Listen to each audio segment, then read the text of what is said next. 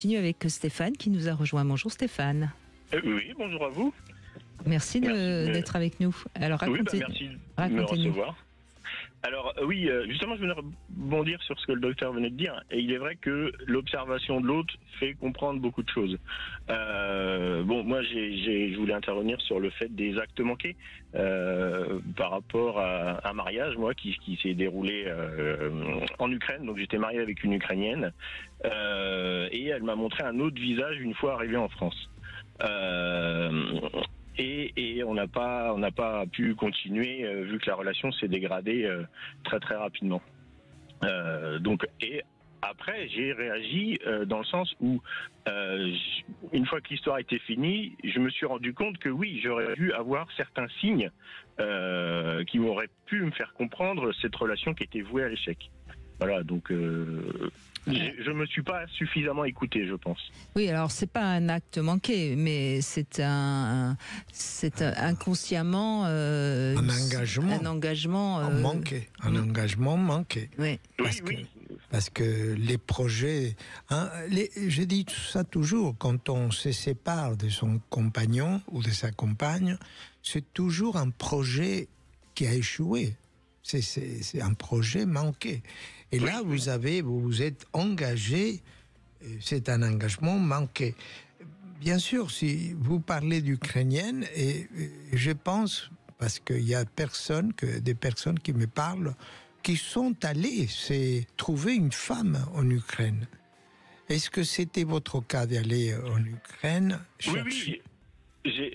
C'était pas la priorité. Moi, je suis ouvert à toutes les nationalités. C'était pas le fait d'aller sur un pays slave, je veux dire. C'est parce que j'ai un collègue de travail qui est lui marié avec une Ukrainienne depuis des années. Et c'est vrai que la culture slave m'intéressait depuis bien longtemps.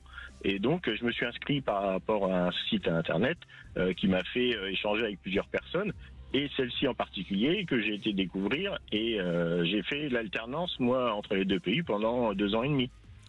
Oui, donc vous avez quand même mis 2 ans et demi en relation avec cette femme avant de l'épouser. Complètement, mais non, parce qu'il y a tout le côté administratif qu'il a fallu régler avant qu'elle puisse venir en France.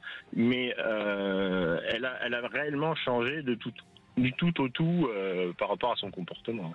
Il y a vraiment eu des choses que j'aurais dû avoir les signes quand nous étions ensemble en Ukraine, sur les moments partagés ensemble, qui auraient dû m'alerter.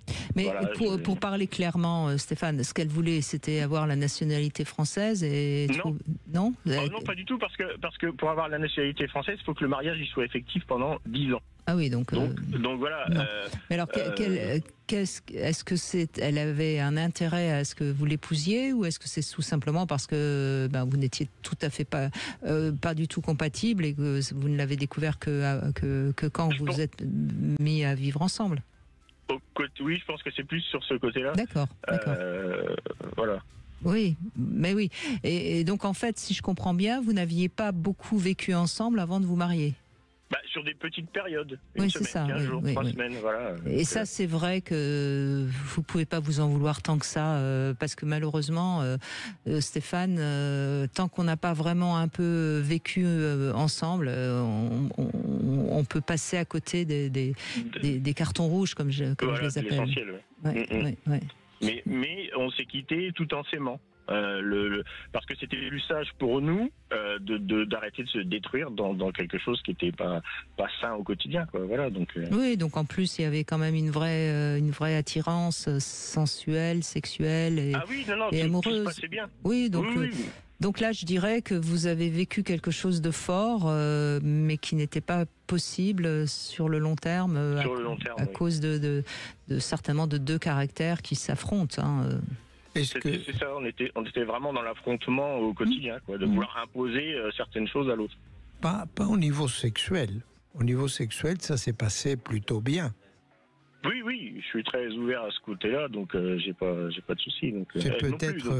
C'est peut-être votre choix était aussi très animé. Ça devait être une très belle femme, et vous deviez certainement être attiré. Je dirais, attiré par sa beauté, par son charme, par sa séduction. aussi, c'est le premier attrait. Je veux dire, le premier attrait, il est quand même physique. Après, on creuse un peu, c'est sûr, sur le caractère, le quotidien. Mais je pense qu'on n'a pas eu assez de temps de découvrir notre quotidien. Voilà, et quand ça. on s'est mis ensemble, ça a déraillé, quoi. Voilà, donc. Il y avait un problème aussi des langues. Non, parce que, un petit peu au début, mais je parle russe, donc ça c'est assez confortable le fait d'échanger en russe, quoi. Ah oui. Non, mais je crois que là, j'ai envie de dire, vous avez vécu quelque chose qui a été fort. Faut être un peu indulgent avec vous-même là. Oui, non, mais je l'ai vécu assez difficilement au début, mais là au jour d'aujourd'hui tout va bien, ça va. Oui, ce qui a été le plus difficile, c'est que vous étiez encore amoureux d'elle quand vous décidez de vous séparer, mais en même temps ça montre aussi que vous aviez conscience qu'il fallait arrêter une relation qui vous détruisait. Donc moi je trouve que tout ça est assez juste quand même. Oui, oui. Cela étant, je pense à nos auditeurs qui nous écoutent, c'est un exemple. Je disais tout à l'heure que nous sommes tous des psychologues, que nous savons déceler dans le visage de l'autre et dans les comportements corporels, comme vous disiez, Brigitte, la personnalité et son tempérament. Et là, Stéphane, vous avez commencé à dire que là, vous n'avez pas su observer suffisamment. C'est très important que votre exemple.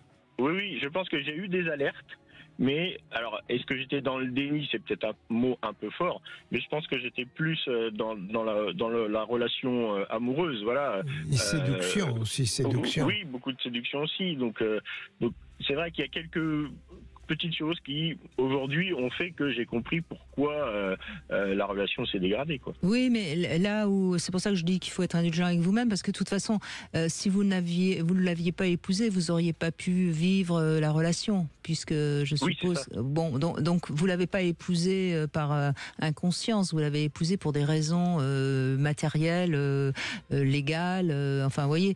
Non, on n'était pas vraiment là-dessus, non.